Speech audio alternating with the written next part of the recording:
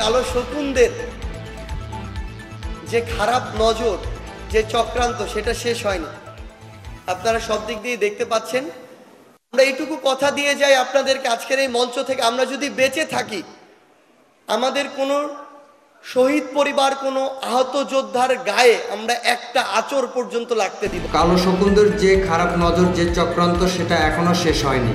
আপনারা সব দিক দিয়েই তা দেখতে পাচ্ছেন বলে মন্তব্য করেছেন জুলাই শহীদ স্মৃতি ফাউন্ডেশনের সাধারণ সম্পাদক সার্জিস আলম। তিনি বলেন, আমরা যদি বেঁচে থাকি, আমাদের কোনো শহীদ পরিবার, কোনো আহত যোদ্ধার গায়ে আমরা একটা আঁচড় পর্যন্ত লাগতে দেব না।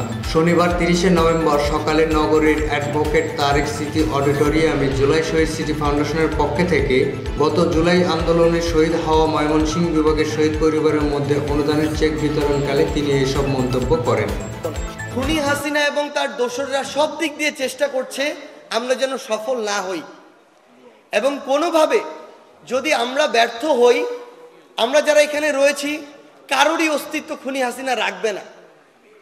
ওই 5ই অগাস্টের আগে যেমন এমন অনেক শহীদ পরিবার রয়েছে, ঠিকমতো দাফন করতে দেওয়া হয় নাই, বাড়িতে থাকতে দেওয়া হয় নাই, থানায় হয়রানি করা হয়েছে। আবার যদি খুনি হাসিনা দোসররা আসে, একই কাজ করা হবে। সেই জায়গা থেকে এটা আমাদের সকলের দায়িত্ব যে যেই স্বপ্ন নিয়ে, যে স্পিরিট নিয়ে অভ্যুত্থান হয়েছে, সেটাকে রক্ষা করা।